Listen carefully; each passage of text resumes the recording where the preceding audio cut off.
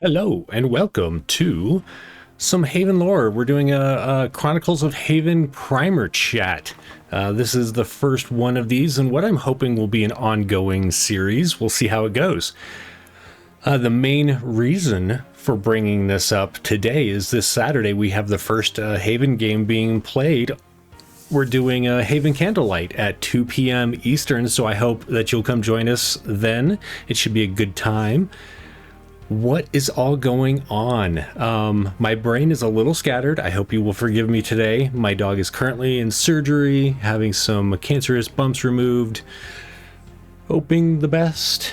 This is actually her fourth time having this done, so I feel pretty confident about it. The team that does it is amazing. They're fantastic people. But I worry every time she's in. She's had surgery so many times for different things. So doing this today while she's doing that, one will give me something to do besides worry, but I'm still worrying while I do it, if that makes sense. My blep is crooked. There we go. Kinda.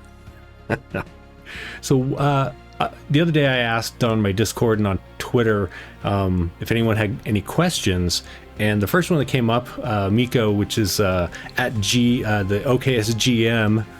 Oh, thanks for redeeming pupper treats as soon as she won't even need to get home yet. I will be giving her treats when she's in the car. Absolutely. Appreciate that, Glass. And I know she will as well. I appreciate it. Let's see. So yeah, the first question was from Miko, who's a co-producer here. And runs the Ystera games, and you can find him at the OKSGM. I'm going to go ahead and info Miko here so you can head over and follow, because for some reason that didn't work. Aw, Streamlabs must be sad right now. Stream Elements.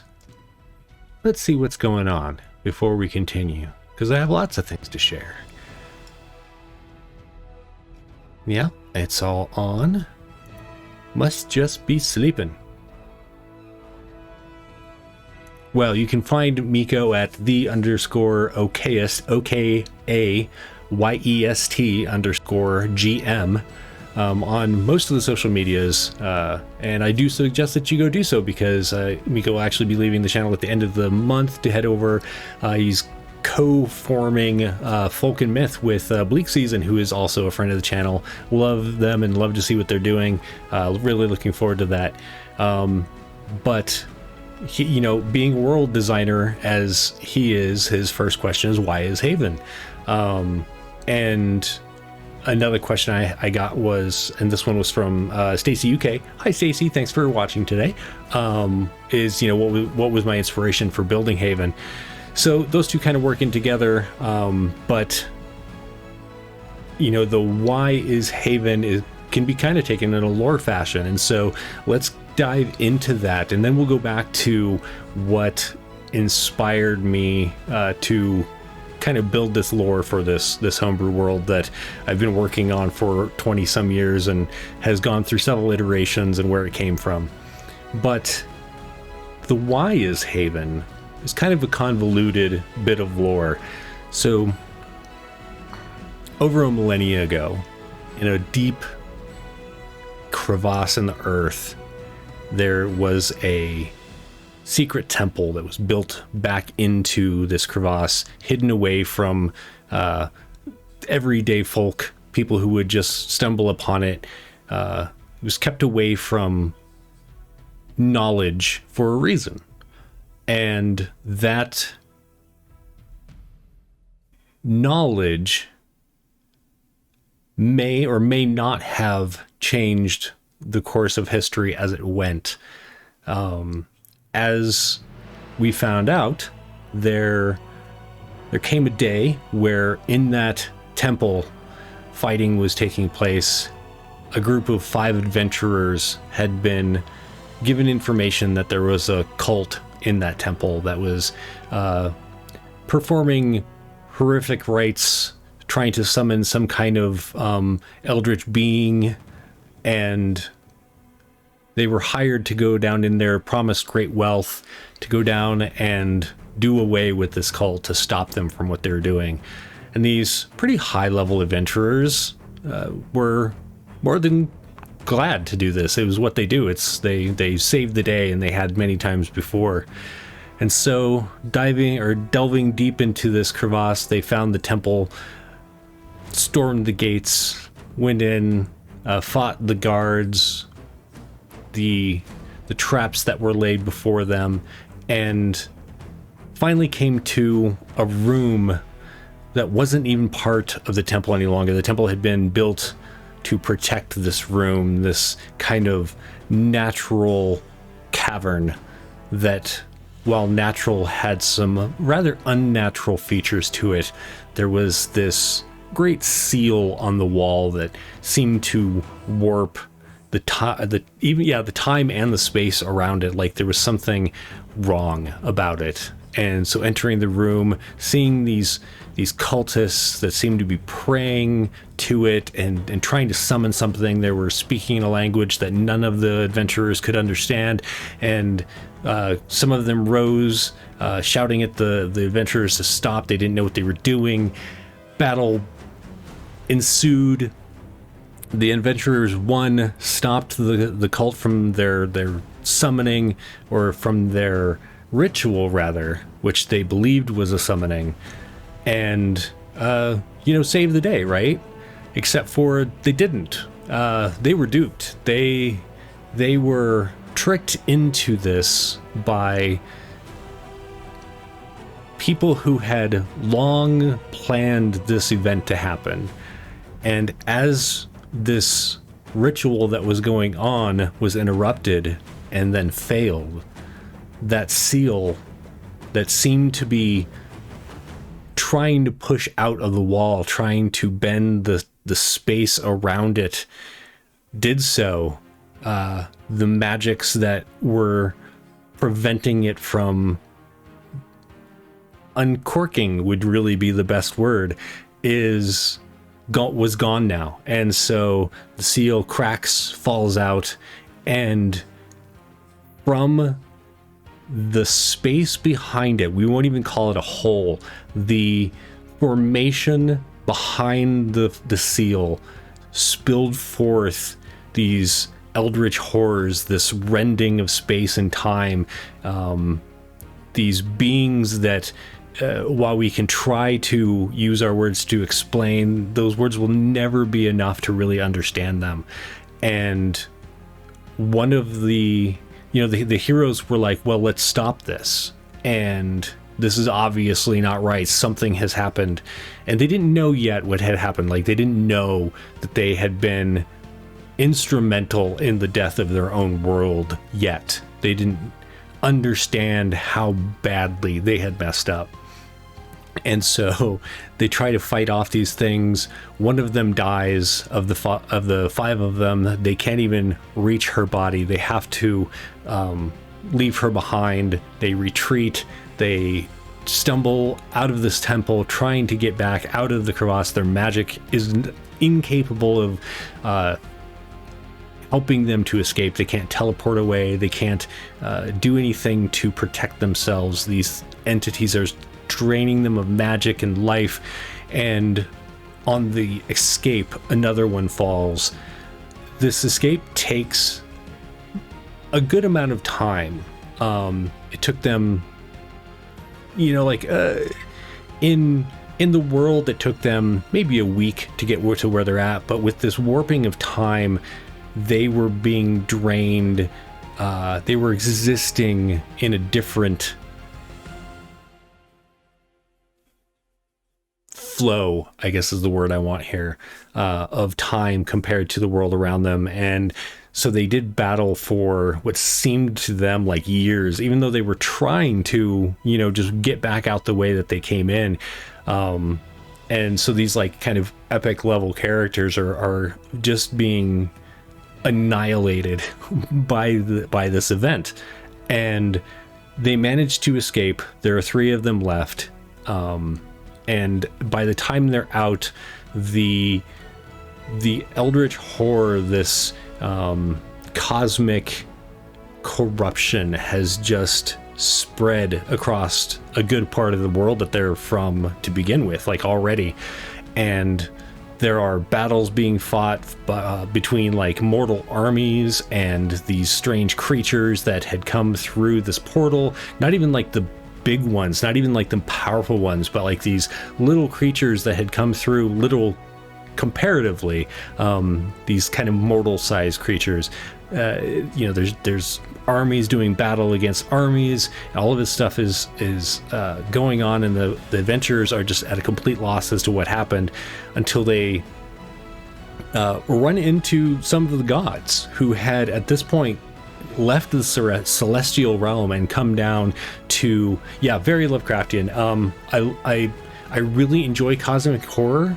I don't necessarily, obviously Lovecraft had a lot of issues, but as far as the writing, racism, sexism, a lot of fear from himself that he was putting into his stories, fear and ignorance, and just isms, racisms, and all of that stuff. So trying to leave that out of things, the cosmic horror aspect is very fun. I like that level of there are these creatures that exist to just exist, and their existence is anathema to our existence, or in this case the existence of this other world, and they just can't cope. They can't live together in what, they can't exist in the same place. And so these larger creatures, and when I say large, I don't necessarily mean physical, but these more powerful creatures stepping into this plane of reality was just corrupting it. They were just kind of like, it's like when you go to the movies or you watch a movie and you have a snack, maybe it's a bowl of popcorn, and you're just snacking on it. You're not thinking about the popcorn or what it feels like when you're eating it, like to the popcorn. That's pretty much how this was. They just were walking through this existence, just sustaining themselves, enjoying their existence, not paying attention to what was going on. They don't care what their popcorn felt when they ate it. And so that was going on, and these gods show up, and the gods had taken physical form, or the closest thing to it in that world, in order to do battle with these things, because they couldn't seem to affect anything in their celestial forms. And they did some good as far as holding back the tide in a more physical, not mortal form, but physical form. And so the world is this corruption just spreading through the world. And the gods that they met were like, you, and pardon, you fucked up. What you did here was bad. This group, and this is on us. We should have been paying attention as the gods. We should have been like, hey, don't pull that plug out, because that's bad. That's there for a reason. And so there was a lot of blame to go around. And there's actually a lot of this in written histories that still exist, which there aren't many of, have glossed over the fact that these heroes are the ones who doomed the world. It was definitely done more. There was some villain that has done it, but in the end, this world has nigh on collapsed. Things are just not. Reality isn't even tangible in most of the world anymore. It's just kind of floating apart, for lack of a better word, and the gods are powerless against stopping it. Many have died. Entire species have been wiped out. Pantheons of gods are gone, as like the Dwarven pantheon is actually one of the last to stand against these creatures that were these cosmic horrors that were invading. And so as a last ditch effort, rather than face annihilation, they were the people that survived and the gods that were still left, and all of these powerful entities that weren't quite gods and weren't quite mortals. They were ready to flee. They were ready to give up on their home to find a new one, a new reality that was not being torn apart. And this took time. This wasn't something that they just kind of haphazardly did, and they didn't want to have to deal with. I think in the end, I feel like this is one of those moments where if they hadn't found what they did when they did, they would have done it differently. But they didn't want to be colonizers. They didn't want to like teleport into somebody else's land and be like, hey, so we're here, deal with it, or even be refugees. They didn't want to have to put that on other people, and they didn't want to have to fight to survive. They wanted to be able to go to a place that was ideally free of intelligent life, we'll call it that for now, sentient beings who were of a level to host civilization. And so they sent out scouts, powerful magic casters in their own right, but enhanced by the gods to step between realities. And so many of them, like one likely stepped on, into Neverwinter and looked around and was like, nope, this isn't going to work, and teleported back out. Somebody probably showed up. I can't think of what the main city is. Is it Sharn? That's in Eberron. Probably showed up there, and they're like, no, that's not going to work. And after weeks of searching, this dwarven scout has appeared in this city. And at first they were like, oh great, another city. This isn't going to work. But as they look around, there's no one there. There's a complete lack of signs that anything living besides animals. There are birds in the sky. There are some kind of wild cats running around and stuff like that, which was a complete weird thing to them. They'd never seen cats. We'll get to that later, maybe. Animals are different in Haven because we'll get to that later. Sorry. I can tangent really hard sometimes. Does this spell, it's kind of like a locate person spell or a detect thoughts spell that was granted to them by the gods, that essentially covers a certain amount of space, and it's a fairly large kind of continent size space, and they get some like tingling. They're like, okay, well there's thought over there, but those sound like giants. Those aren't like people that are building this kind of city that I'm in. I'm not getting signs of any kind of civilization. There aren't, and even like the things that I am getting are few and far between. I'm gonna call this good. Now, they shortcutted. They kind of cheated in the way that they should have then teleported around the world to other safe spaces, like other land masses essentially, and made sure there weren't other continents that had life. But they were like, there aren't that many of us left. I'd be surprised if the number of people who are left could fill this city. We're gonna call it good. Teleports back, says, hey, everything's great. The gods are like, my insight is amazing, you're lying. I'm gonna go with that. And so they do this ritual, and the ritual takes a few days, and this is where the Dwarven Pantheon is holding back the cosmic horrors from this location where all of the last refugees have fled to. The elves are pretty much wiped out. The dwarves are with their pantheon. The elven pantheon has been completely destroyed. Gods are dying. These creatures are dying. Dragons are dying.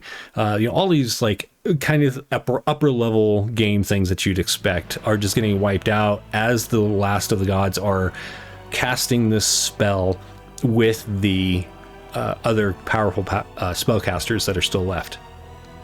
And they tear a rift in space and time and between realities and shunt everybody from one to the next to this spot just outside this very large city that is completely abandoned. And they slam the door behind them, and all of those still capable of doing so lend their energies and their spirit to forming this seal to stopping those eldritch horrors, that cosmic level of destruction from slipping through the cracks of that door. And they seal it away, as far as they know. That was called the Crossing. And the people who came through are now called the people of the Crossing, or the people of the world before. And that included true elves, as we'll get to, and humans, gnomes, gremlins. Sorry, this was all in my head. Goblins, who were all made by the same deity. And there are some others that came over, as well as like giants and dragons. Dragons that came over are the typical chromatic and metallics, although there is no delineation as far as alignment. They are all just dragons, and a white dragon can be good, and a red dragon can be good. Excuse me. A red dragon can be good, and a gold dragon can be the most evil dragon ever. And they can intermingle, and so you get amalgamate dragons, who are these kind of their colors are distinct. Where let's say you had a red and a green dragon, it would look like a Christmas tree. You'd have green scales and red scales, and they'd be in patterns, and they inherit different things from each parent. So anyway, those dragons came through, and there's all of these species that come through that are from the world before. And they call it the world before now because that knowledge that was there, so much of it was left behind, destroyed essentially by the existence of the creatures that were destroying their reality. And there are certain elements to remembering that world, to remembering its name, its existence, and specifics about it that can cause fissures in that door that they close behind it. And so there's so much that they try to forget. They've either forgotten it because their memory has been erased, for lack of a better word, or they're trying to forget it because that lingering memory can still have that little crack in the seal. And so they don't want that. They want to be able to be safe here and not worry about those things coming through. And once again, every 100-year reforging of this seal, this re-energizing of it, has taken place. Here, they've done it much better. It's very public. They know why it's there. They know it's not a cult that it's kind of a cult in the way that there's like a group of people that have this specific thing, but it's more like an order of people that take care of the seal, watch over it, and then re-empower it every 100 years to make sure that it does not break, it does not lose its energy. So they're standing outside the city, which would become known as Oberammergau, which is actually the name that it was called by the people who lived there before. At first, they didn't know what it was called, and it took them some time to.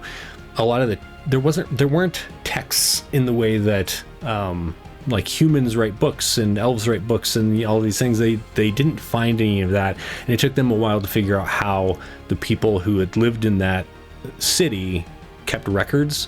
But when they did, they kind of were able to get some of the information. But it was a couple of decades of not really having a lot of information about where they were before they really started learning more about it. So they go into this city. Everything is just a little bit bigger than they would be comfortable with. There are, chairs that are left behind, just a little. A good-sized human has to, kind of like a kid, sit up in the chair. Elves have to, really stretch their legs to get up the steps. Obviously, whatever lived here before was just a little bigger. Not giants, but a species that was definitely larger than our typical humanoids. To which much magic, once they figured out how to cast magic again, we'll get to that in a moment, once they learned to cast magic again, a lot of magic has been spent resizing the things that were left behind so that people didn't have to strain so much to deal with them. But, it's amazing what people will do for comfort, right? So they go into the city and they, are trying to care for themselves and each other, and it's cold, and it's been snowing before, so there's like some snow left on the ground. There's not really anything growing, but they can see that off to the east from where they are, there are fields and fields that when it's warmer would be used for farming, and off to the west there are the huge mountains that they can see. There's a peak that is always shrouded in clouds, and it seems like maybe there's something on the top of that peak when the clouds separate just slightly enough to see that. But they're just trying to survive at this point, and so they rely on magic, right? They come from a world that was so used to magic that mundane things like sweeping your house were taken care of by magic. Either you had enchanted items that did it, or you had spells like prestidigitation or something like that. And they come to this new world and they go to summon, it's night, and they go to summon lights so that everyone can be comforted by this light. And it's gone. There is no light.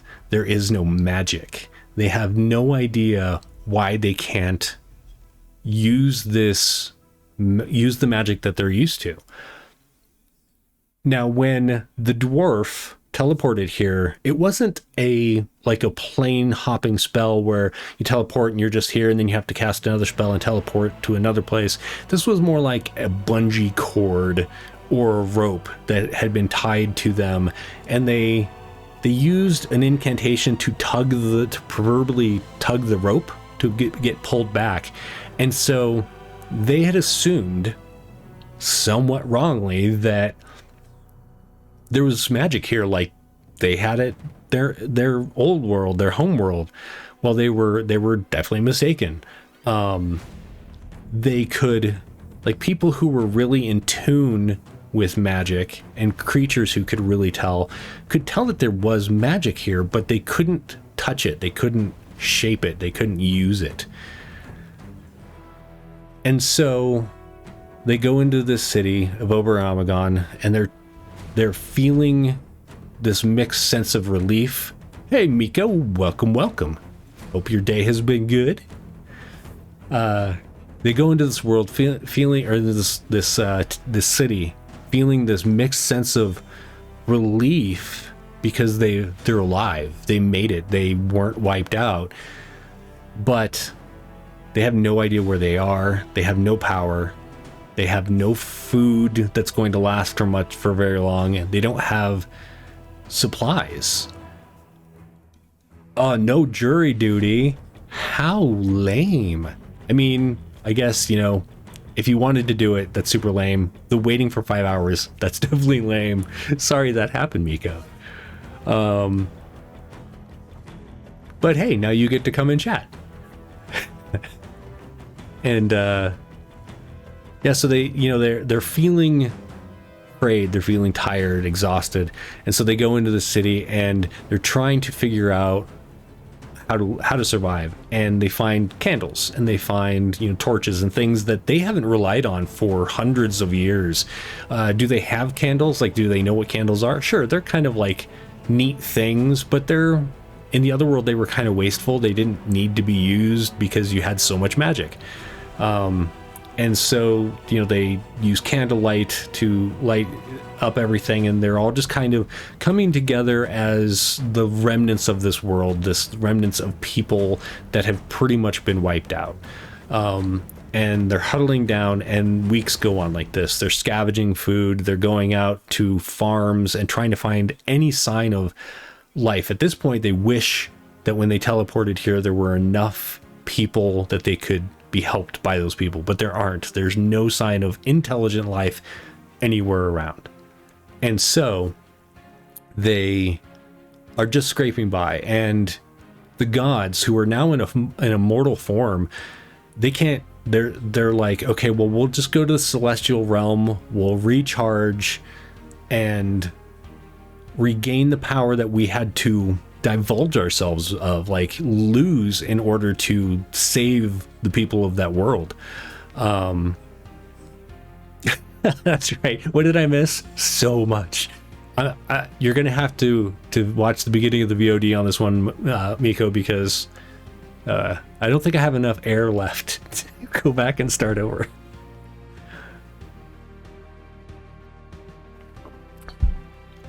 So, time passes. The thing with Saturday's game, Candlelight, is actually kind of a it's the closest thing to Christmas and Thanksgiving, I guess, would be the best real world analogies that you're going to find on Haven. It started a couple of weeks after the crossing. You know, there are kids that are homeless now and parentless, familyless. There are families that have been devastated. There are people who have lost their children. There are people who have lost everything. And this gremlin, gremlins are somewhat between a gnome and a goblin as far as the way they look, and they have wings. And gremlins and goblins and gnomes are all related. They're creator god essentially created them all, and they're all a very close-knit community, but each of them has like instilled within their being a certain aspect that their god Tenek wanted them to have. And gremlins and goblins and gnomes, oh my! I feel like I should be skipping, but that would be weird in a chair. And so this gremlin, her name was Esfi. She realizes there's just, I mean, it wasn't a hard leap for anyone to realize there was no hope left. Like, there was so much talk of, we went through all of that only to survive, to come to this world to starve to death or freeze to death. And Esfi went out and like really was one of the large pushes towards, you know, everyone finding the things they needed to survive and pushing everyone. But then she was like, look at all these kids who really can't fend for themselves. We need to do something for them. And so she was very important in the effort to protect those children and find them homes or find them caretakers and someplace to live and all of these things, at least temporarily. And there weren't toys here. There weren't like things for kids to play with, and you'd think that if there was a civilization that had children that they would have had something left behind, but there weren't. And so Esfi went out and she was like, let's, my people, so the gnomes and the goblins and the gremlins, they went out and they spent several days of making toys. They're definitely very tinkery, all three people. And they went out and spent all this time and gave them to the children on this night that has since then, it was actually over several days, but in remembrance of that, there is a holiday called Candlelight, and that's the holiday that we will play the game with or during on Saturday. So if you tune in, it should be a fun time. I have a feeling it's going to be a sickeningly wholesome game. Like, it's going to make your teeth just rot out of your head. I have this feeling. So anyway, so that's where the people of the world before started, or rather where their current written history begins. There's a lot, you know, 1237 years have passed if you're playing in the modern day games. I will be doing some streams that are going to be in the past, because I have hemmed and hawed on where I want modern day to be, because there are stories throughout the past that I really want people to be able to play.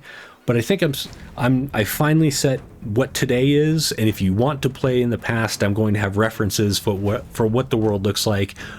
For example, because here is the world today, or the continent, actually, sorry, today. This is the continent of Aramesh, and it looks much, much different than what it looked like when the people of the world before arrived on Ober Amagon's doorstep.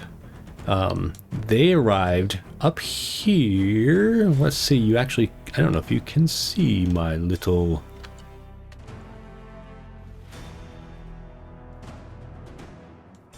There we are. Okay, so they arrived in this city of Oberammergau, which was in the middle of a very large, vast plain and wooded area. All of that area to the west was all farmland and fields, verdant plains, some rolling hills. But of course, even though they had just lived through a horrible, that was an apocalypse. They lived through an apocalypse and came to this other world. There were people that just still couldn't make good decisions. And one of them was one of those heroes who had been the inadvertent cause of the destruction of the world before. He was an elf. He was a very devout elf, very devout to his pantheon, to his people, and his people are pretty much annihilated. Like, there's just not enough of them left. There are more elves that came through than dwarves. One dwarf came through. One dwarf survived. She lived to be quite old and actually gave rise to a completely new species on the world of Haven. But we will get to that either later or another day. But this elf hero, his pantheon, and I don't name him because his name has also been struck from the records for reasons which you may understand here soon. This elf hero, is looking around at and just super stressed, super anxious about the future of his people. There are no more gods that are of the elven pantheon. There are very few elves left. The only deific creature, and I say that because it wasn't an actual god when it came through, but it is now technically revered as a god of the elves, was Flind. Now, Flind is actually a very large golden wolf called Flind Wolves. And no, sorry. I gotta backtrack that. Elu is the wolf's name. Flind was the god that created the Elu, or that created Elu and the Golden Wolves, who are a lot like, if you think of winter wolves, the talking wolves that are all evil for some reason, these are a lot like those, but they were kind of on the other side of things. They were the protectors of elvenkind in their forests. You had these giant wolves that the elves could ride that were intelligent, they can talk. And one of these, throughout the years that it lived, really gained the attention of Flind, the god who, one of the creator gods of the elves, and through kind of like Forgotten Realms and their chosen, Haven has favored. And if you gain the favor of a god, you tend to start getting things from that god, whether intentionally or not. The god kind of gives you essence, and Elu rose up through mortal, like stopped being mortal, ascended into a type of godhood. Before the crossing, Elu was just kind of a demigod that ran around the world and helped elves, but on the crossing, he was one of the only divine beings left that had enough energy left to create things. And in remembrance of Flind, and in order to help the elves to not die out due to lack of numbers, Elu decided, I'm going to create new elves. But having never created a species before and not really understanding what that process is like and what it took, because to an extent the gods before, the gods of the crossing, just manifested, I guess is the best word, things. And Elu wasn't able to do that. There had to be something that he drew from. wasn't powerful enough to just say, I make you, and there were elves. And so he drew from what was around. He drew from the nature. He pulled not life from the nature, but kind of like, he didn't kill anything, but he was definitely like drawing the energies around him. And this will play into things later, because they magic users studied this for years later to figure out how magic works. And so Elu draws magic from around him and coalesces into existence what are now called as Eluim or Elu elves, which were elf in appearance. They are built very much the same. Their ears are a little bit longer. They have more of the anime style ears and look to them, but the most standout feature of them is they'll be pink or green or blue or any color you're going to find in nature that could have been called on. Flowers, trees, rocks. That is how an Eluim looks. They are usually kind of either a not striated, but maybe a little mottled combination of the same color. Some are like vastly different colored. They don't like necessarily look like rainbows, but they can be whatever color.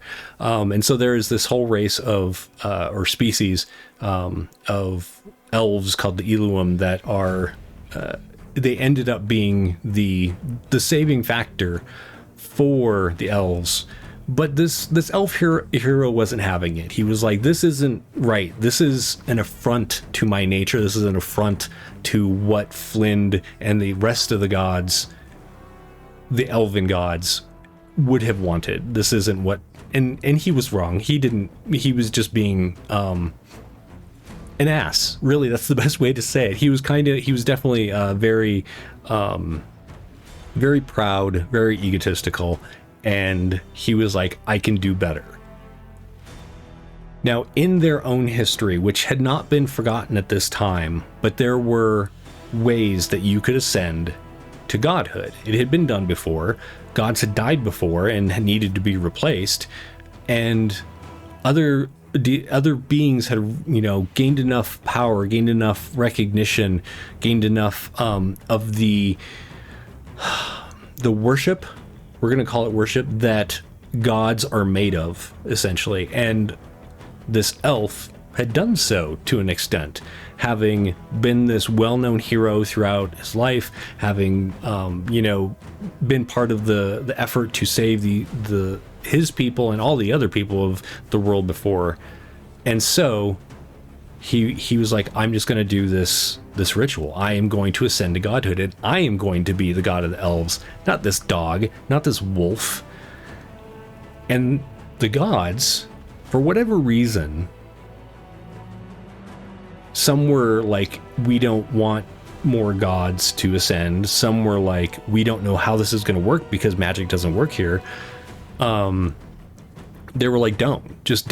Let us spend some time doing this, studying this, figuring this out. Let us get our powers back first to help you ascend if that's what you are going to do. If we can't stop you from wanting to do it, then at least wait for us to help you. And he was like, no, I got this. I completely fucked up before, and that would never happen again, right? So he goes and he does this ritual. This is about 23 years after the crossing. So yeah, I mean, in fairness, time had passed, but he was still being a little headstrong. So he goes and does this ritual on the slide. The gods can't stop him. They don't have the power to do so. They can't even like detect what he's doing. They haven't regained, essentially, like, they gain power from worship, right? Well, the mass majority of their worshippers are now dead. So, or they're at least in a different existence if they manage to find some way to survive. Those who were here were slowly building on, they were building up that energy, but to an extent, yes, the people of the crossing were thankful to their gods for saving them, but on the other hand, when your god is reduced to a mortal shell, there's a lot of existential crisis going on there, right? When you can walk up and slap your god and he can't do anything about it other than look gruffly at you. Maybe he could like fight you back, or maybe there's a little inkling of power left, but for the most part, there was a lot of existential crisis that was happening that caused the gods to take so much longer than maybe was necessary to regain their power. And so this elf, I keep almost saying his name, but that's a future thing that I want to run that game online someday and see how all that goes. But anyway, this elf hero is like, I've got this. I will be your savior, right? Goes and does this, and of course shit went wrong, because why wouldn't it? Magic does not work the same way. Belief and intent here are so much a part of it, that like a part of how things work, that there was energy for him to call on.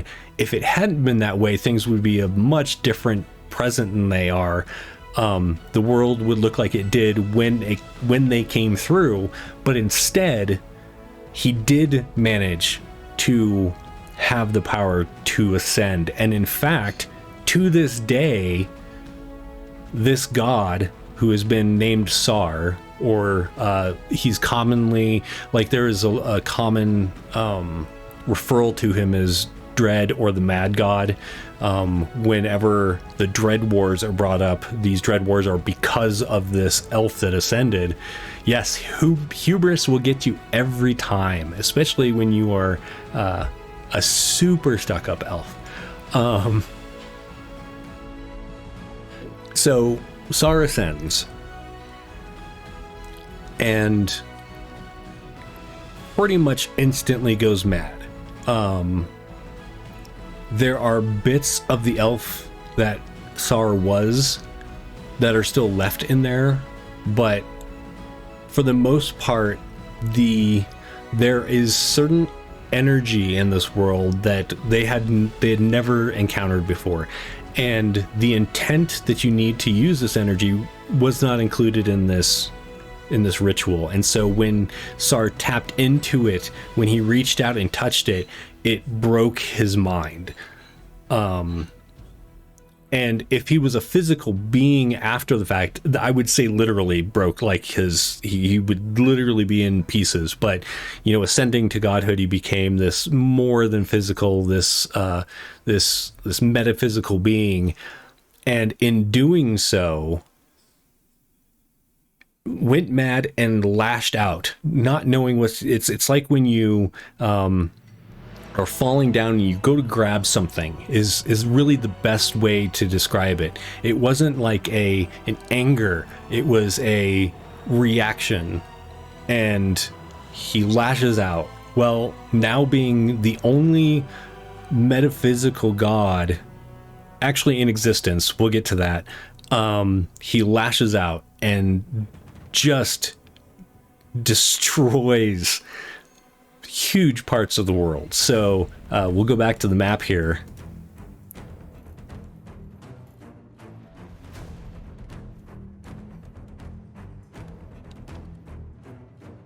So all of this area was once land, and a good chunk of this area was once land, and this straight down here was much thinner.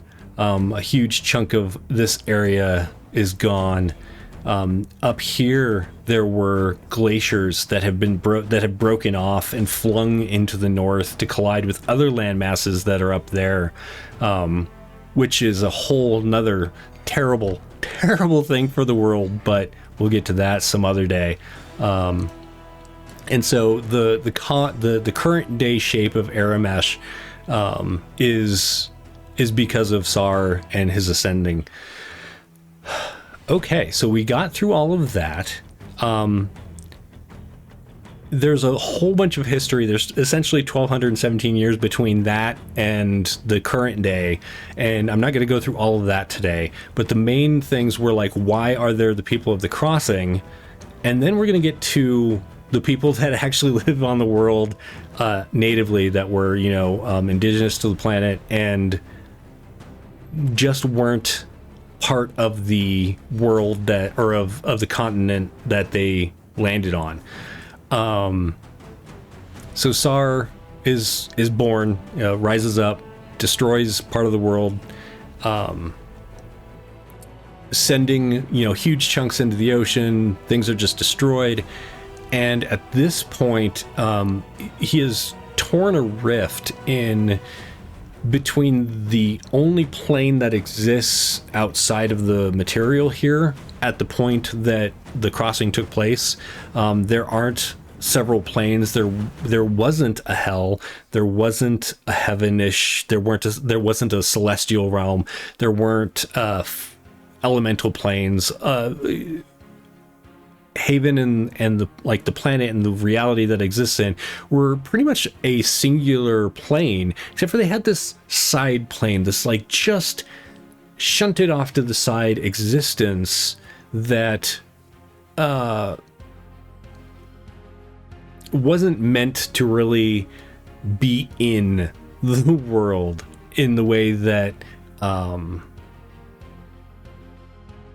it wasn't meant to physically be in the world, if that makes sense.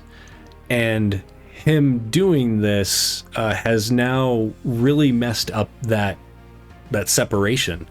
The seal did make it, fortunately. That seal between the world before and this world is still intact, but the separation, the film that kept these two planes, which they've now started to call the further. That's what sages call it. It's like, it's just further out of your experience, out of your senses. And there weren't like demons and things like that, like there were in the previous world, but Sar's sudden existence and sudden madness that washed over the world took some of that energy that was now washing into the world, washing across the plains, and warped it into madness, into things that didn't exist before. Some of those things are now demons. There's like creatures that exist that just spontaneously came to be. So in a certain way, Sar did get his dream of becoming a creator god. Just wasn't exactly what he wanted. It wasn't his intention to create demons. He wanted to create more elves. That has never happened. And so this battle breaks out, and his madness essentially is fighting these gods who are still like recuperating, and these other people who have very little magic.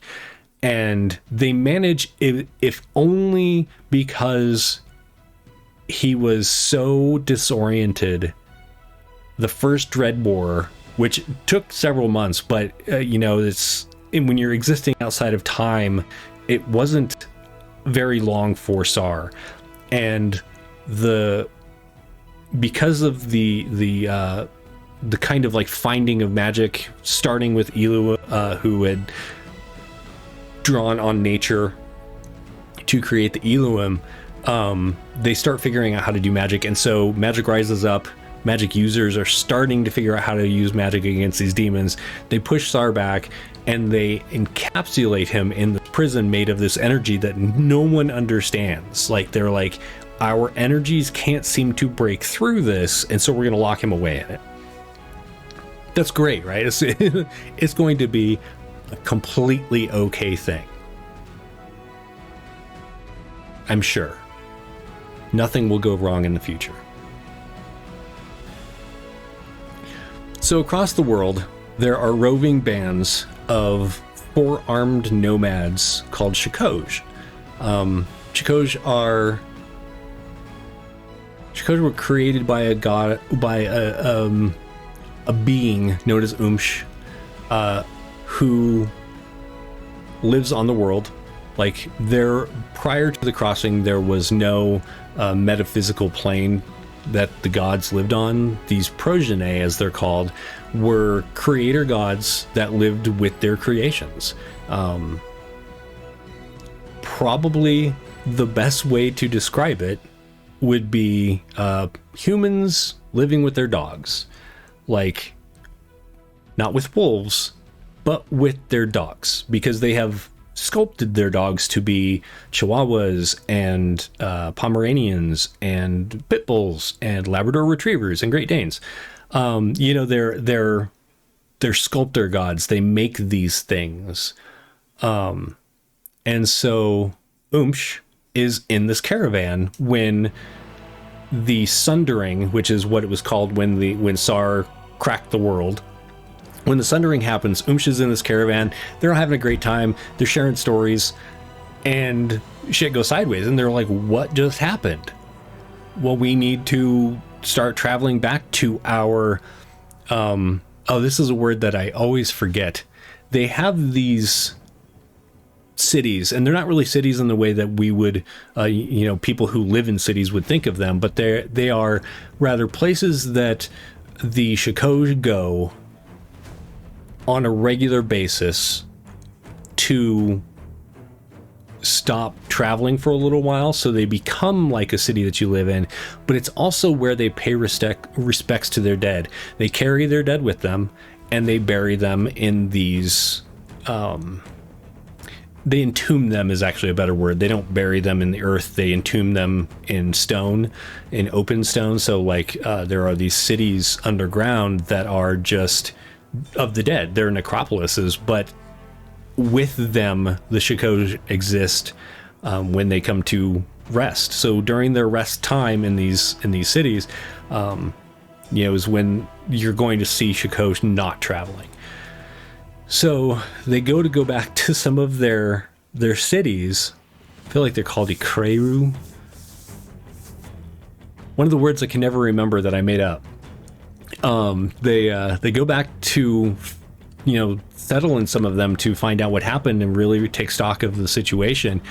And, imagine being in this fleet of ships that Umsh was in. Not all of them are like waterfarers, but for those who weren't waterfaring, they may have been on the continent to the south, which is Rus. They may have been on some of the other continents, but at that time, Umsh was in one of the ship-bound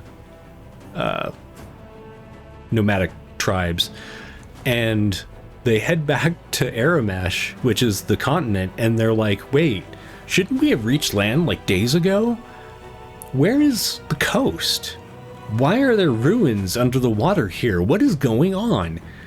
And, Umsh is actually a deity, does have deific powers, and begins reaching out and is like, and what the hell are these things that are ahead of us? I sense power, but it's alien power. It's not something from here. And so they get to land and they realize, they see the mountain ranges, they see where they are, and they're like, our city was like 2 days ago, back that way. It's now underwater. What have these people done to our world?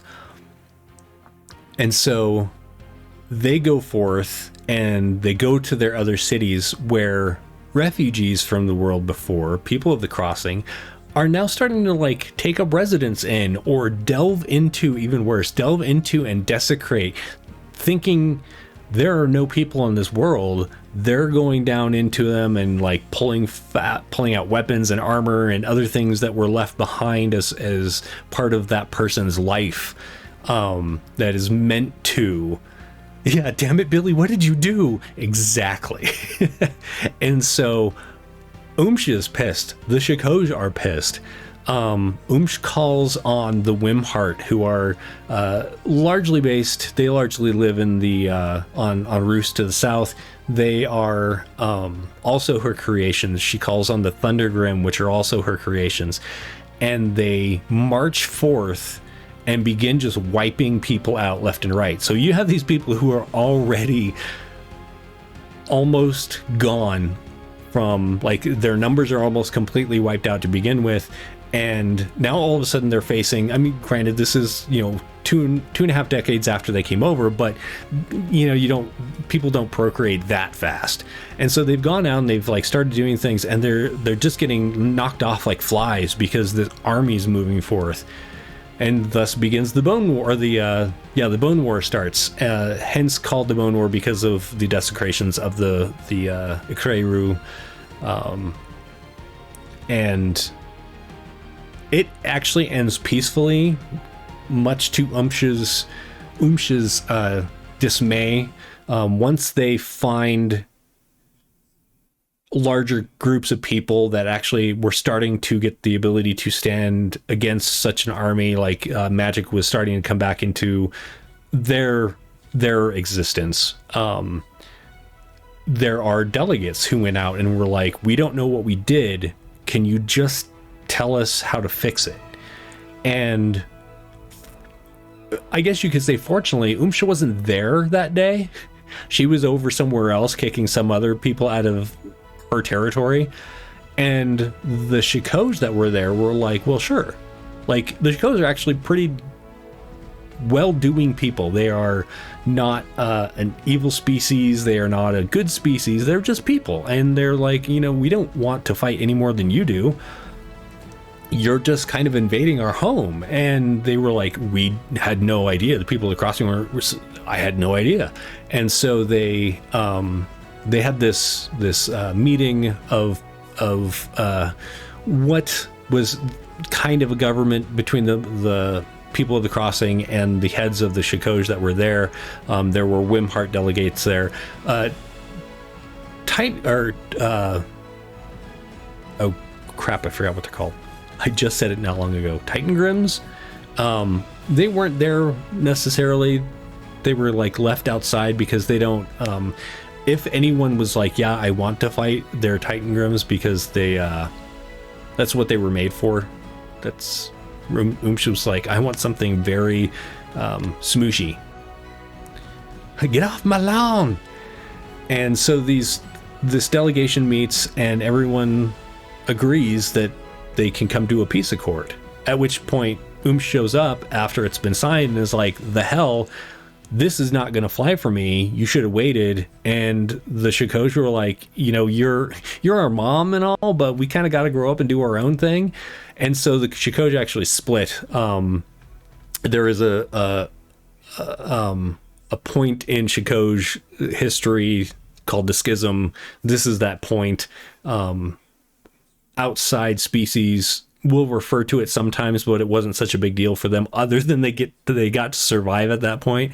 But excuse me, the Schism happens, and Umsh takes the loyalists, we're going to call them loyalists, but the ones that were loyal to her, and goes off into the Kalhud Mountains, which is off to the northwest of Oberammergau. I'm starting to lose my voice. Gotta hydrate.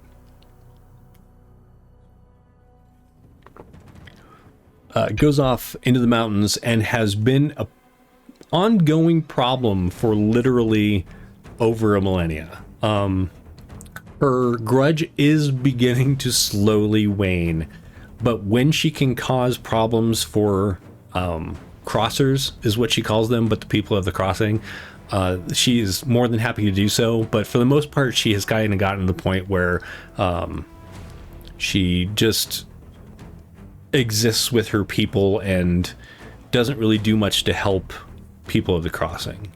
So that war happened.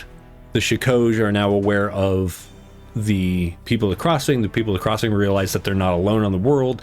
They begin talking. A lot of information gets revealed. There was another species that lived on this continent. The Shikoj have no idea where they went. They were here one day. An eclipse happened. And they were gone.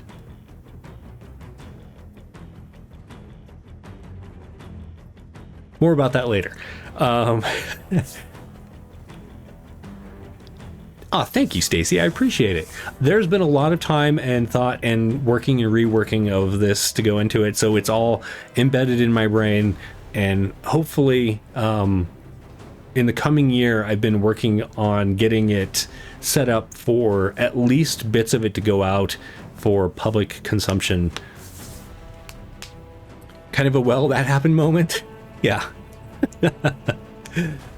Nice. I love doing lore. I hope that you were enjoying doing your lore, Stacy. Is this for your elemental queens? I have to ask, because I'm super curious.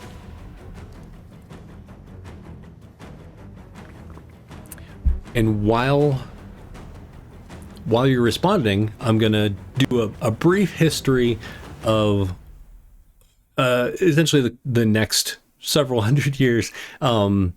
There hasn't been a lot of tumult since then. Nice. I'm looking forward. I hope that you'll continue sharing on the Discord, Stacy, as I really enjoy seeing what you're coming up with. If you're watching and you're not on the Discord, there's our Discord link. Head over and you can join us in our lore chats and see what's going on the channel. Excuse me. Okay, so the first Dread War happens, the Bones War happens, and then there's a time of peace, a time of rebuilding. The people of the Crossing find out that there are reptile peoples to the south of them. Excuse me, I'm very burpy all of a sudden. On what is now called the Isle of Rus. It was much larger until Sar shattered it. But on the Isle of Rus, there are the Varkoth, which are a reptile people. There are a seafaring amphibious people called the Aestus. They were both, the Varkoth were created by Upnea, who is essentially a lizard goddess of sorts that resides on the Isle of Rus.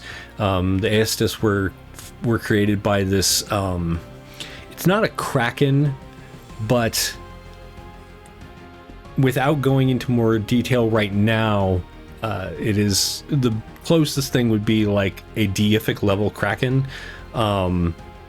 Created the Aestus, who are kind of its feelers into the world. It doesn't do much but sit there and eat. It is huge. The only thing larger than it on the world is the Tarrasque. That is a whole thing that I don't want to explain today because I want to play this game that's going to involve it. So if you want to know more about the Tarrasque that exists on Haven, then keep an eye out on the socials and all of that, and I'm going to schedule that for this coming year as we play that game. It's going to be fun. Also challenge yourself to find a way to include Mischief Santa skeleton. Nice, the one from yesterday that you made during the stream. The kind of green skinned, super grotesque but happy and fun loving Santa. So yeah, they find out there are these other species, and there's a time of peace. There's some things going on as far as who is going to lead, and it ends up like now, today, there is no government of the continent or even of a people. There is a council that watches over a lot of the going-ons on the continent, and they are the ones who, if you need help and you're from like a far off city, you will go to them and ask them. But they aren't even a ruling entity, as far as they don't make the laws that are part of anything really. They give guidelines that they hope people will follow, and there is law that kind of depends on city per city, but they haven't, even in the 1200 years that's happened since the crossing, you know, they're still rebuilding. They're still trying to get on, I don't want to say they're still trying to get on their feet, but the people of the crossing are still not prolific, I guess is probably the best word. Probably the most prolific species are humans, but like the gremlins and gnomes and goblins have definitely spread out as well, and they are much better off than they were. And there's like a city that Tunic, who is there. I should state that the gods of the crossing have carved out a celestial realm, so there is now a separate existence that they reside in, and all of the gods of the crossing except for Tunic went there. Tunic was like, wait, I can live with my people like that's freaking amazing, and does so. And of the deities that existed on the world, the progeny that that exist on the world, only one went to the celestial realm. The other words were like, I'm completely fine living here on the world like I always have, long before you showed up. And so Sadek, who is there's some terminology that I'm going to throw out here that won't have anything to do with this coming game, but is interesting to me at least. Sadek is the dragon god, but dragons didn't exist in the same way on the world of Haven, which is actually called Motroth in the native, or to the indigenous people. But even the name of Haven has spilled over from the crossing. They called it Haven because it was supposed to be one, even though they're the ones who crapped in the pool, for lack of better words. They're the ones who ruined a lot of things. It was supposed to be a haven, and that term really stuck in the trade tongue, which would be like common. Haven is just the word that people use now for the thing. But if you see like Metrothian unicorns, you know that it's the indigenous unicorns instead of the unicorns that made it across in the crossing. Metrothian unicorns loathe true unicorns. Crossing unicorns really hate them and will kill them and eat them on sight. Really fun stuff. Anyway, dragons didn't exist. There are Tarkun, which are dragons, but they are not the kind of upper level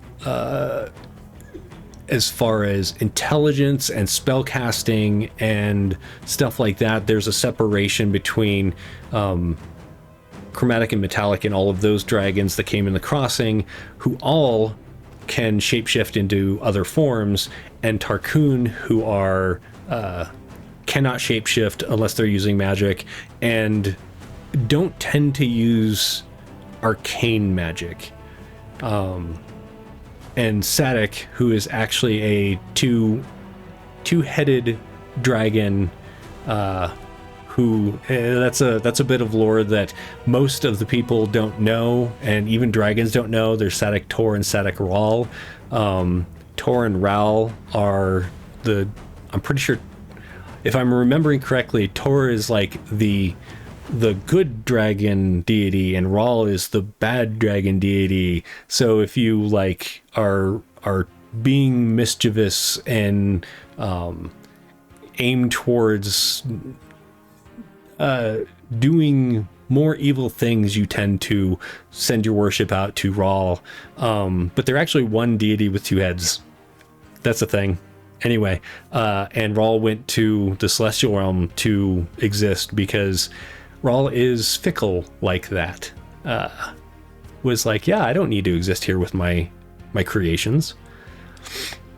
So that all happened. And at a certain point, through worship and through help from the outside, from creatures who were tainted by his birth into his ascendancy, Sar escapes, punches through his prison, literally rips another hole in existence called the Rift, starting the second Dread War. So this enormous area down here, which is going to clear up in a moment as soon as the internet catches up. I know you can be clearer than that.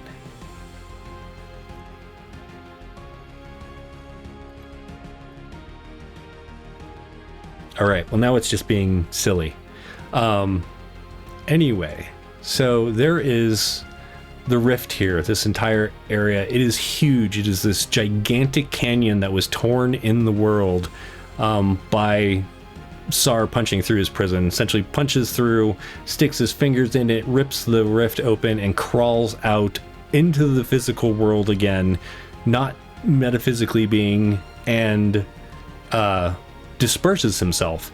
This whole process took this verdant green land that was down here and these mountains that were like full of life and just scalds them, bakes them clean of life, or warps them so badly that they aren't even recognizable as what they were before. Stacy, no unicorn should hurt another unicorn. Well, in this case, one unicorn is not like the other. One is a carnivore and one is a fey creature of goodness and kindness. Yeah, you don't want to run into Motrothian unicorns in dark alleys because they are horrible, horrible creatures. Yeah, so the Rift is torn, starting the Second Dread War. This one is very intentional. This one is very... Sar has forsaken the other gods because of what they did to him, and he's still mad, but he's at the point now, and this happened about 700 years after the crossing, so still about 500 years in the past from modern day, but he over those 700 years he was able to coalesce his mind in a way that he had intent rather than just being completely bonkers. And so the Dread War starts. He is like leading his armies at this point. It is a much rougher war to get through. However, what they didn't have the first time, they now have. They have the backup of gods who have their powers back, and these deific creatures that lived or that live on the planet, these progeny. So between all of them, and it did take all of them, the Second Dread War does end. They lock him back in his prison and reinforce it. There are essentially keys made for it. There are these... it would be better to call them locks, but if you broke them, it would break... They're kind of seals. But a lot of times in history books, they're referred to as the keys, because if you were to take them to certain points throughout the continent, you could unlock technically the prison. But Sar is once again locked away after fucking up the world again, and this Wrathborn desert now exists. Kind of reminds you of Magic the Gathering. I am super curious now because Magic the Gathering lore is so interesting to me, but I have been so behind for so long. What part of Magic the Gathering lore does this sound like? Because I want to look this up.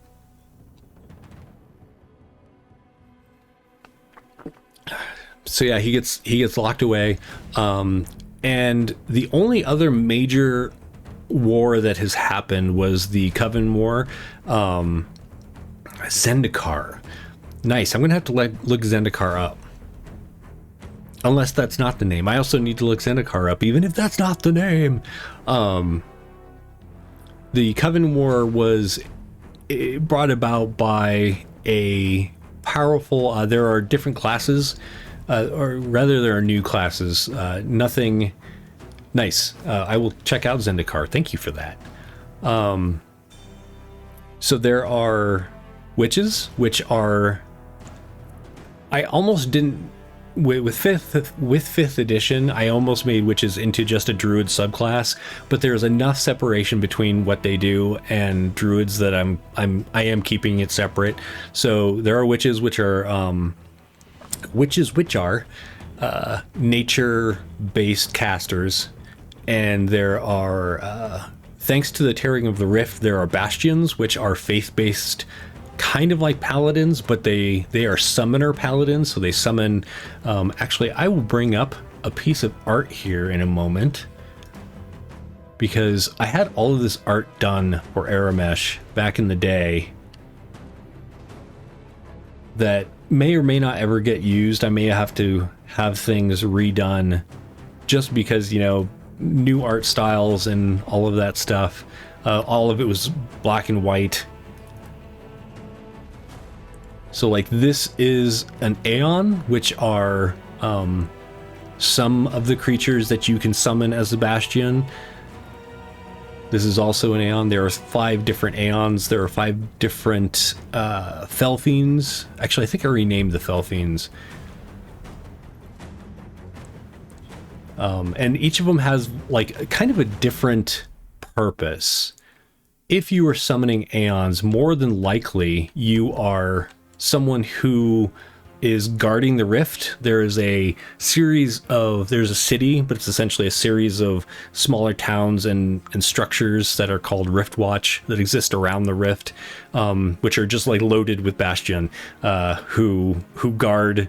And there was a bridge built across 2 sections of it because it takes so long to go around. They built a bridge over it and they guard that bridge. And like weird, crazy shit climbs out of the rift. Not just demons that have been created by Sara's madness, but other things that exist in the further. So each of those things, even demons, are considered, even though they're fiends in the book, they would have been called outsiders in 3rd edition. And I am thinking about leaving them called outsiders, because they have their own rule set. They're not celestials, they're not fiends, they're not elementals, and they're not abominations, which are like kind of in 5th edition, the way that all of these outsiders got lumped into these different categories from 3rd edition. So I'm thinking about reintroducing outsider as a creature type for anything that is considered a furthing or a furthering. I haven't decided on that for sure. So what was it saying? Yeah, so witches and the Bastion, but a witch can become a virago through a ritual, which is kind of like a wizard or a sorcerer becoming a lich. It is a very powerful immortal witch that is not undead like a lich would be. And this fairly ne'er to do well. Yeah, she is not a good person. Conned, blackmailed, and threatened her coven into supporting her ascension into being a virago.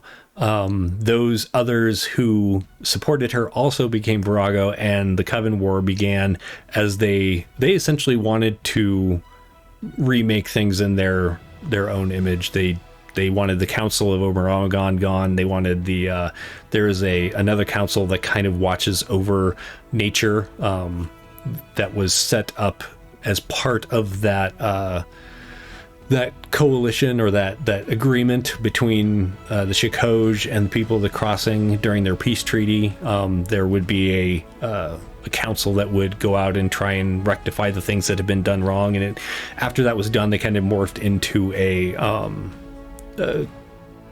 kind of a nature protection agency is the best way to describe them.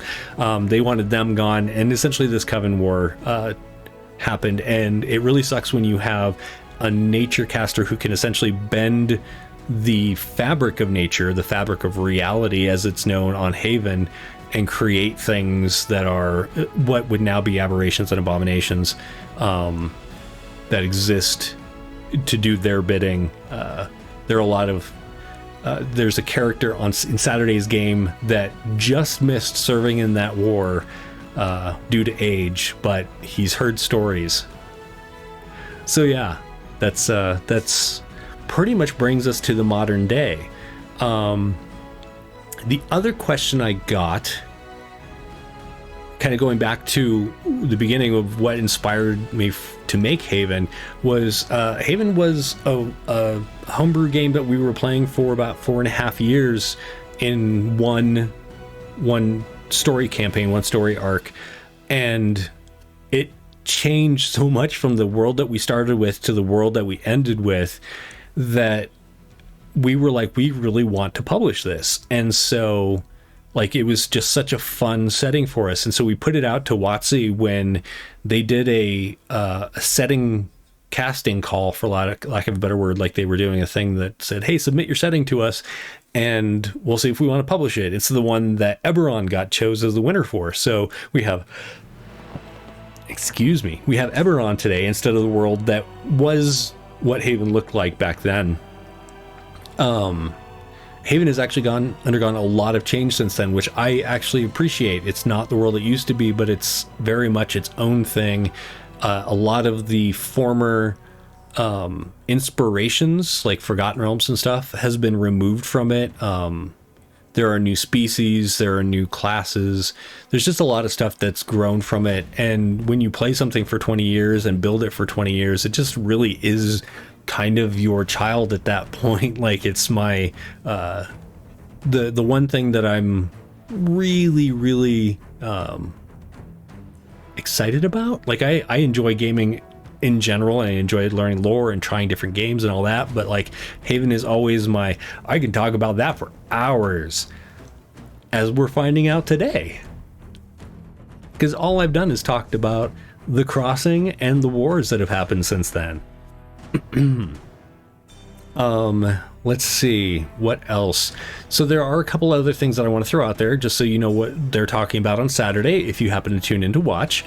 There are some species that are not typical ones. One is called the burdened, like, oh, this is such a burden. The burdened are actually a altered species, I guess would be the best way. They are descendants. They're kind of like tieflings, except for you don't realize you are a burdened until later in life, when your body begins to change. When you begin to grow up and things begin to grow out of you that you did not expect, you might be a burdened. There was a war in the world before that was very difficult for the people who there were humans and elves and dwarves and orcs and all of these species that were joined together to fight this war, and they were having a really hard time against their enemy. And in order to help them themselves, they took troll essence and ritualistically imbued a group of soldiers with it. And they were called, this is another made-up word that I cannot think of right now. They had a name for that unit. They were like very, there was a great honor in being chosen to be part of that unit, and they were enforced by this this and they went out and just whooped ass. They kicked ass and took names, and they're the reason this side, I'm not going to call them the good guys, because who knows. I try to keep that kind of terminology out of my games. This side won, and then kind of abandoned these people to their fates, because as time went on, that essence really worked its way into them and began mutating them to be more troll-like. And so that then passed down to their children and their children and their children, and so on and so forth. And so even, 1,200 years has passed since the Crossing, and this was several hundred years before that. So we're looking at like 2 millennia worth of elves and dwarf, well, no longer dwarves because they don't exist on Haven, but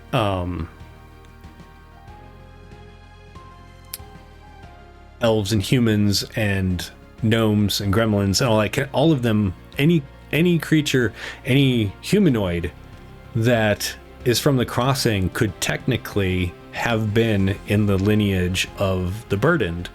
And so burdened are essentially all of the descendants from those initial soldiers that have taken on this. They kind of view it as a curse, but at the same time, burdened aren't shunned for what they are, but it is a little weird seeing them. I will bring up a picture of a burden because they are just kind of troll looking. Bloop. So there you have a fellow who has only somewhat changed through his burdened nature coming out. There we go. And then a woman who has become bent and gnarled and has a big like humpback because of it. And you can, as a player, you can say how much your burdened changes. And so Kevin's playing a burdened on Saturday and has made a figure on a miniature on Hero Forge that I really appreciate. So I hope when you tune in, you'll give Kevin a shout out for making a pretty fun looking burdened.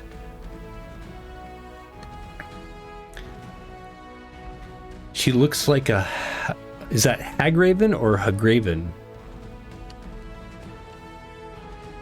And she's definitely haggish looking. But yeah, she's definitely burdened, and they get some regeneration abilities, and they're stronger. First one, Hagraven. I need to play Skyrim someday. One of these days. Another new species. Well, going back to that singular dwarf that survived. She, and I've talked about this on Miniature Mondays before. I think one of them that I was on with Miko. She was the singular dwarf that made it across, and she went out into the world after the crossing, essentially to just wander and explore and see what this new place is about, but like knowing that she was the last of her species. And she came to the southernmost mountain of what's now called okay, hang on, I know this one. The Storm Peak Mountains, the southernmost mountain, is now called Soulforge because when she was at that mountain, she noticed there were some ruins of a kind that she hadn't seen any of in anything to the east or north where she came from. And so she went in to investigate, and as she did, she heard singing, she heard music, and she was like really interested in this. And she had travel companions at the time, and she's like, "You don't hear that?" And they were like, "No, I don't know what you're talking about, crazy lady." And so she's like, "Well, I'm gonna stay." And so some of her friends, stayed with her, and some of them went off to continue adventuring and exploring. And as she explored these ruins, this need began to settle in her bones, where she was just like, I really want to create something. And her people were gone, and she didn't want them to be forgotten. In fact, if it wasn't for her, she believed that they would have been forgotten by now. Maybe the gods would remember the dwarves, but so much of the memory from the world before has been erased, has just vanished. And so she didn't want to forget them, and so she began carving. And the first ones were very rough, but over time, they got to be much better and much more like what dwarves looked like when they existed. But she started carving these people out of the stone, and as she did so, the voices of the song would lose one. Like the song itself would lose a voice. Of the choir that was singing to her would over time grow quieter. And now she passed before it completely, in fact, it's not really gone even to this day. But as the voice would fade away, the body she carved out would animate. And these people are now called Stoneblood in the trade tongue, but they essentially are a soul of the mountain. No one knows where they're from, and they do have memories, but they're very fragile memories. They're more like, I kind of remember how to do this thing, or I have this reoccurring dream of having children, or having a spouse, or something like that, or being on this adventure. They have certain memories, but they don't remember who they were. How these souls got into the mountain, no one knows. but they are over time still being carved out by other Stoneblood to live their lives. And as they take form, as they take shape and become animate, their rocky forms become fleshy. So they're not just rock, although they do kind of grind when they move, but they aren't immune to damage, let's say. They can still be poisoned even though they have resistance to it and all of that stuff. So they have a mortal existence. They can be killed, and they do die of old age. So there are the Stone Souls, or the Stone Bloods. What else? They're the actually on the screen you can see it right now. The Aestus are the seafaring people that have been discovered. They are over there on the behind the chat window. I'll actually just bring up the actual art for them so you can maybe see it a little clearer.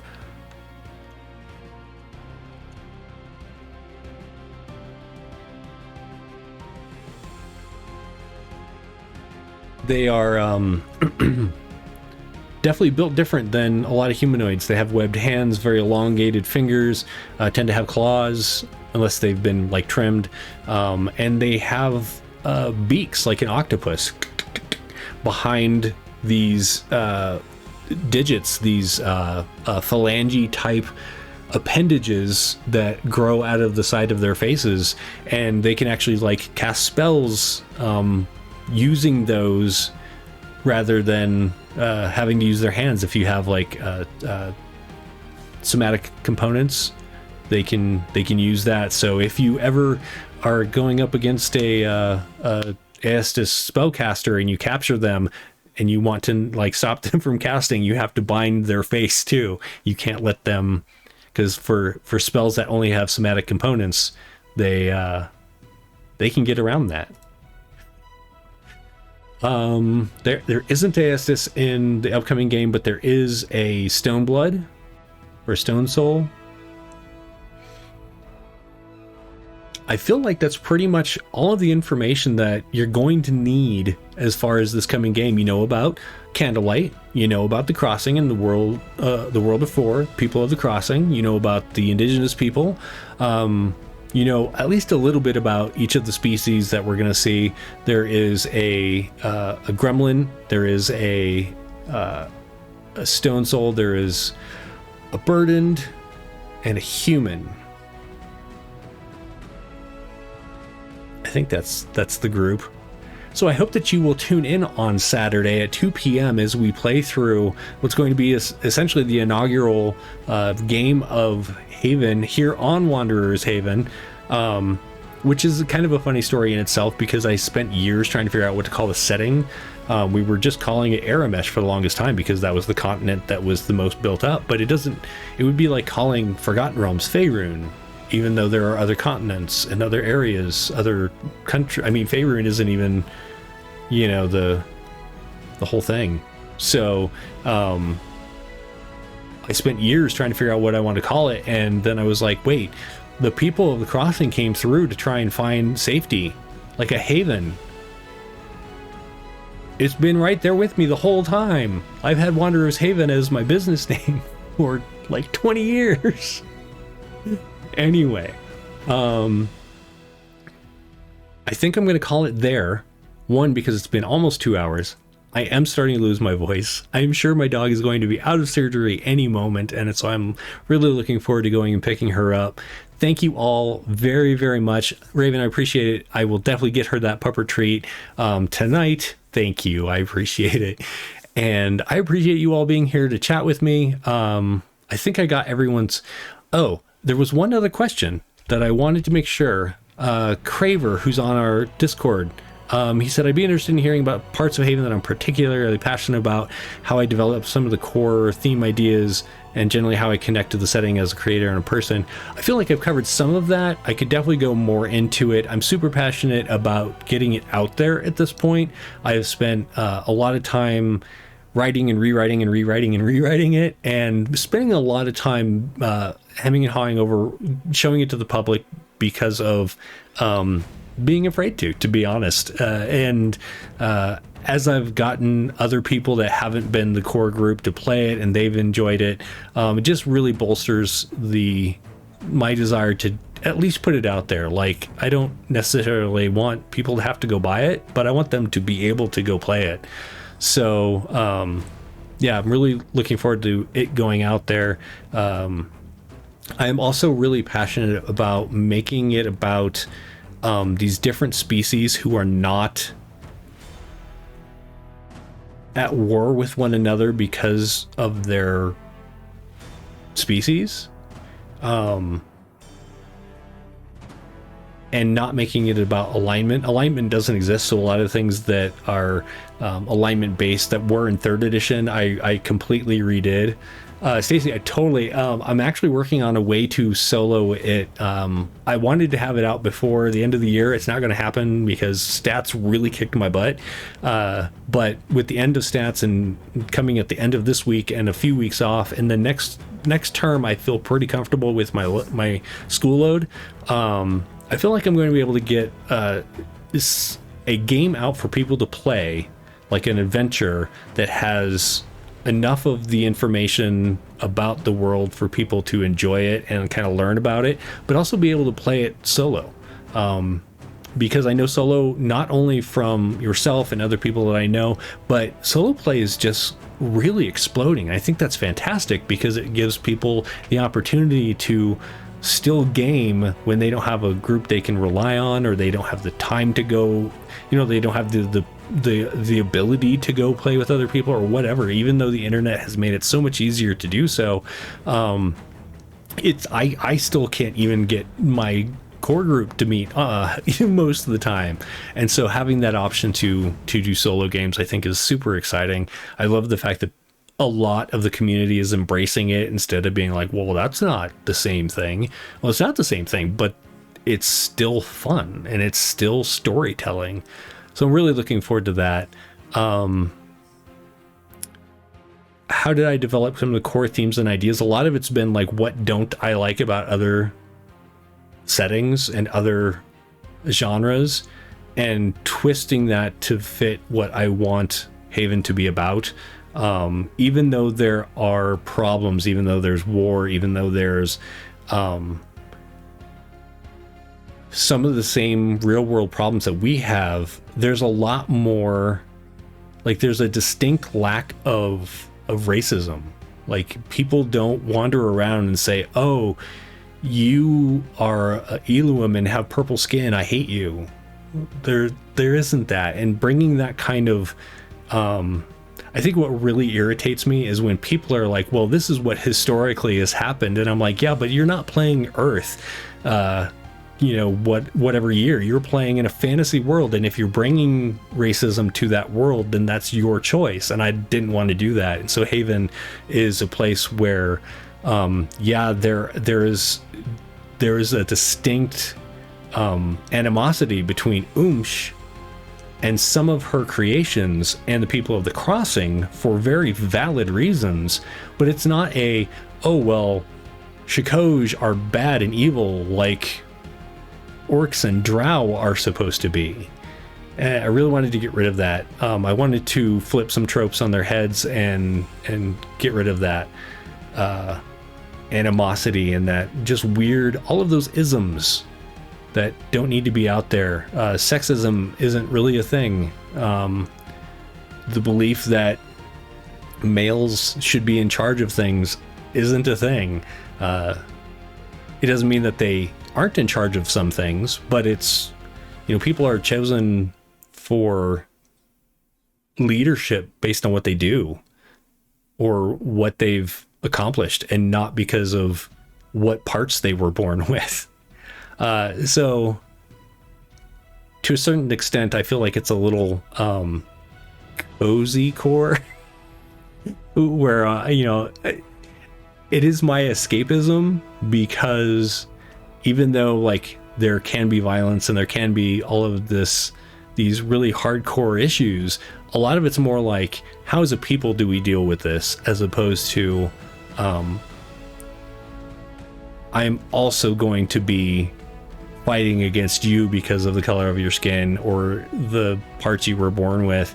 while I'm also trying to survive doing this other thing. If anything, the people of the crossing learned they couldn't hold on to old bigotries. They had to embrace one another to survive.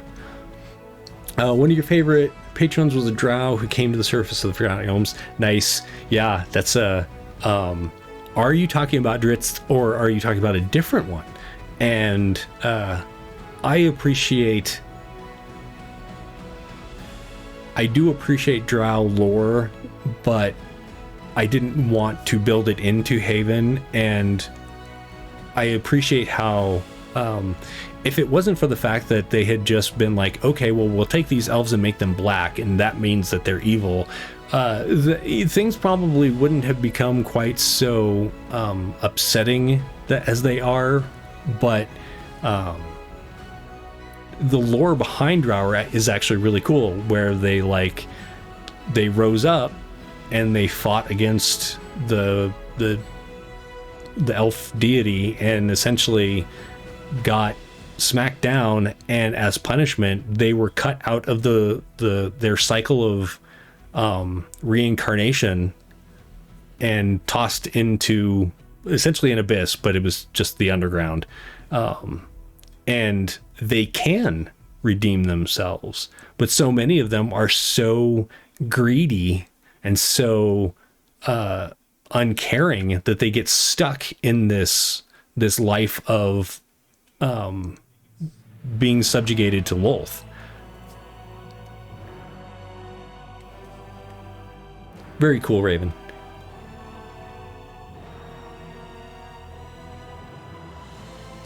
So Stacey, the first thing I ever did was play in a homebrew because we didn't have any of the lore stuff. The first book I got was a monster manual from AD&D, and we didn't even have the rules. We took like what was in that book and kind of made things up and went from there.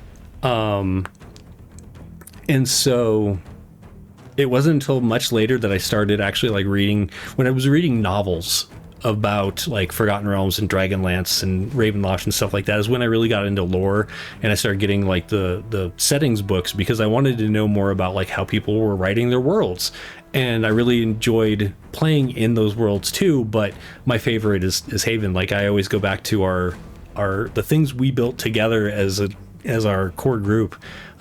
They just mean that much more to me than published stuff does. And that's why I have no like real expectations for Haven. I don't want to put it out there and be like, oh, I'm sad because no one thinks it's better than the Forgotten Realms or something like that. I just want, if people want to go and, play in it, I hope they have fun.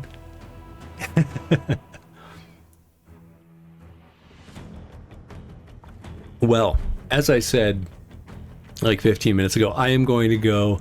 I appreciate you all for chatting. I appreciate the questions, and I will come back in the near future and have more of these, especially as we do more gaming. Talking about the lore of things is really fun, as far as like, oh, okay, now you're in this part of the world and this is the lore behind this area. So just that, you can be a little more connected to the world and really appreciate things as it happens.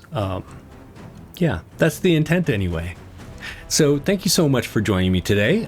Join us on, this is Tuesday, tomorrow night at 9 p.m. Miko is running part 1 of Ystera Holiday Heist. Super excited to see that. Excuse me. It's a 2-parter. It's going to be this week and next week. And then on Saturday at 2 p.m. is Ystera. There's the burpees again. I apologize. Saturday at 2 is Haven Candlelight. And then that night is the last episode of Star Trek Not Far From Home. I'm just mixing up my titles now. Star Trek Forefront, also with an F. Star Trek Forefront ends on Saturday. I'm looking forward to the finale of that. We'll see how things go. Sunday, Miko and Beth and I are going to be elves trying to save Santa's workshop on Elves Die Hard, run by Kevin. Really looking forward to that. That's going to be, I think that is also at 9 p.m. I should look at a calendar before I say these things.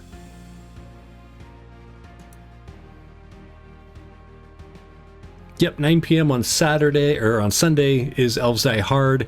I'll be back on Monday for another Miniature Monday, and then next Wednesday is the final Ystera episode on this channel before they move over to the new channel, Folk and Myth. So tune in for the last episode of Holiday Heist. And then we're getting on Christmas time. We'll see what happens. I have a feeling Kevin and I are going to do some last minute things that are just kind of fun. Maybe some more lore chats or something. Might do a Miniature Monday on Christmas Day. We'll see how that goes. But either way, I hope you have a great week, and I hope we see you tomorrow night. Let us know on the socials. I should share that. If you need anything, have any questions, or any future questions for Haven lore chats. Let's see. First, you can head over to YouTube and follow there. Oh, that's right. Stream Elements is not working for some reason. Well, I'm not going to make anyone wait any longer. WH Pubs is the social media of choice if you're following me anywhere, unless you're over on Threads, and then it's JERHOC. I will probably be changing that soon. I just have to go through Instagram to do so because reasons. Yeah, I'm about to like kick Stream Elements because I was poking it earlier and they didn't do anything. Thanks so much for joining me today. I will see you next time. Bye.